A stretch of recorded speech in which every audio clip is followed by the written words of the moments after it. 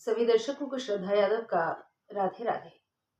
साथियों, श्री रामचरितमानस आज 153वें दिन की कथा पेज नंबर 482 पर हम अयोध्या कांड में कथा पढ़ रहे हैं।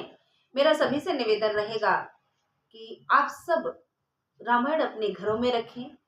रोज जितना आपसे हो सके, जब भी समय मिले, ये पाठ अवश्य करें।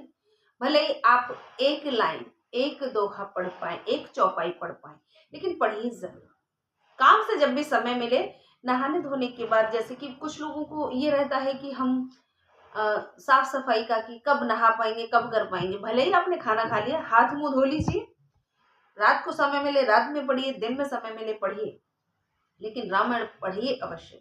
और मेरा ये लक्ष्य है कि मैं हर भारतीय तक अपनी आवाज पहुंचा सकूं। इसलिए मैं चाहती हूं कि आप वीडियो को शेयर जरूर किया करें उन लोगों को जो दैनिक जीवन में अपनी समस्याओं का समाधान नहीं ढूंढ पा रहे हैं, जो अपनी खुशियों को संजो के रखना चाहते हैं, अपनी खुशियों को समेट के रखना चाहते हैं, उन्हें किसी की नजर न लगने पाए।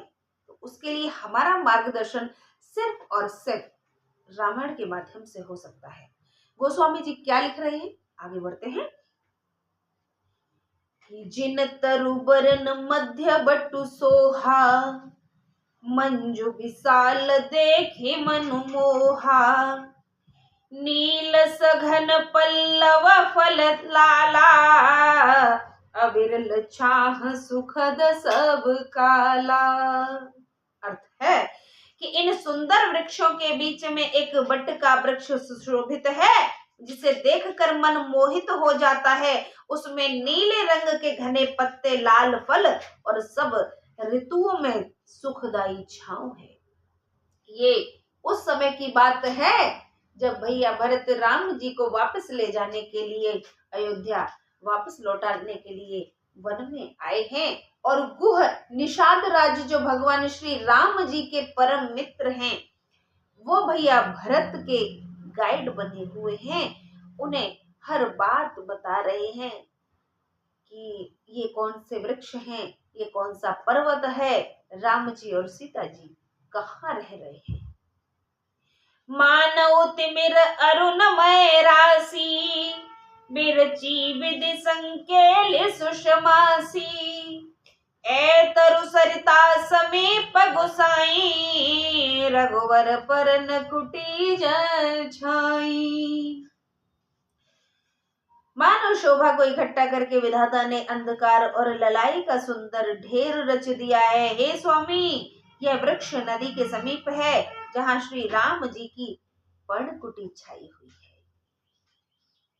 किसी पेड़ की ओर इशारा करके आज निषाद राज भैया भरत को बता रहे हैं कि ये वृक्ष उस नदी के किनारे है, जहां राम जी ने अपनी पर्णकुटी बनाई हुई है, पत्तों से बनाई हुई कुटिया। तुलसी तरुवर विविध सुहाए, कहूँ कहूँ सिंह कहूँ लखन लगाए। बट छाया वेदिका बनाई, सिंह निज पानी सरोज सुहाई।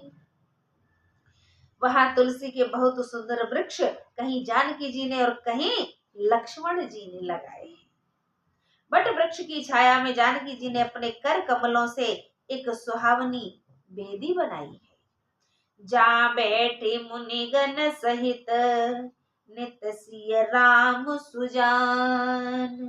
सुनई कथा इतिहास सब, आगम निगम पुराण। जहां नित्य मुनिगणों सहित सुजान श्री रामचंद्र जी बैठकर सब कथा, इतिहास, वेद शास्त्र और पुराण सुना करते हैं। सखा वचन सुनि बिटप निहारी, उमगे भरत बिलोचन बारी। करत प्रणाम चले दो भाई, कहत प्रीति सारद सकुचाई। सखा के वचन सुनकर और वृक्ष को देखकर भरत जी के नेत्रों में जल उमड़ पड़ा। दोनों भाई प्रणाम करते हुए चले।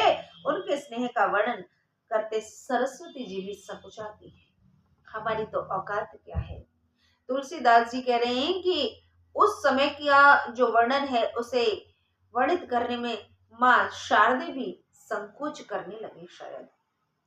हर्षि निरखी राम पद अंका, मानहु माँ पारसु पायौ रंका। रज सिर धरि नय नय लावहीं, रघुवर मिलन सरिस सुख पावहीं। गोस्वामी जी कह रहे हैं कि श्री राम जी के चरण चिन्ह देख दोनों ऐसे प्रसन्न होते हैं मानो कंगालों को पारस मिल गया। पारस जिससे छुला दो वही सोना हो जाए, जो छूले वही सोने का हो जाए, जिस चीज को टच कर दिया जाए वही सोने की बन जाए। पद चिन्हों को देख करके ऐसा लग रहा है कि हमें पारस प्राप्त हो गया है। चरण रज शीश पर चढ़ा करके हृदय व नेत्रों से लगाकर ऐसे सुख पाते हैं मानो राम जी से मिलाप हो गया है। ऐसा प्रेम हर घर में होना चाहिए, होता भी है, लेकिन एक गलती हो जाती है। भाई भाई में प्रेम है, बहन बहन में प्रेम है, लेकिन बाहर से आई हुई वो पत्नी, वो बहू, वो भाभी, उससे उतना प्रेम कुछ एक घरों में नहीं है आज के समय में, जो कि विडंबना है। ऐसा नहीं होना चाहिए। देखिए मैया सीता जी को कितना मान सम्मान मिला है अपने पति श्री राम जी के द्वारा भी और देवर जेठू के द्वारा भी, सास ससुर के द्वारा भी। वो एक अलग बात है कि मैया कैकेयी ने जो वरदान दिया वो सृष्टि की रचना थी, विधाता का एक अपना सोचा समझा नियम था, उसके तहत उन्होंने वो सब करवाया था। उस चीज पर मत जाइए, बाकी चीजों को हम देखें तो नारी को जो सम्मान की अधिकारिणी है वो सम्मान मिलना ही चाहिए। यही वजह है कि हम रामायण के माध्यम से हर घर में ये संदेश पहुंचाना चाहते हैं कि महिलाओं का सम्मान करें। इनफैक्ट हर एक सदस्य की अपनी एक पहचान है और उनका जो अस्तित्व है उसका दमन नहीं होना चाहिए, उसका हनन नहीं होना चाहिए, उसे खत्म नहीं होना चाहिए। आज के समय में देखने को मिल रहा है कि कुछ एक घरों में महिलाओं को वो इज्जत, वो स्थान नहीं मिल पा रहा है जिसकी वो अधिकारिणी है। बहनों को भी इसके लिए संघर्ष करना पड़ रहा है और मैं कहूंगी उस संघर्ष को जारी रखिए। राम कथा बड़ी ही नेक है, बड़ी ही शांति प्रदान करने वाली है। राम कथा से हमें वो सब प्राप्त हो सकता है जो हम जीवन में पाना चाहते हैं। इसी सदविचार के साथ आपसे श्रद्धा यादव अनुमति चाहती है। अगली कथा में फिर भेंट होगी। तब तक के लिए नमस्कार, राधे राधे, जय श्री राम। रामायण पढ़ते रहिए और वीडियो शेयर करते रहिए ताकि हर एक तक ये आवाज बुलंद हो सके, पहुंच सके और हर एक व्यक्ति अपने घर में रामायण रखे और उसका अध्ययन करे। राधे राधे।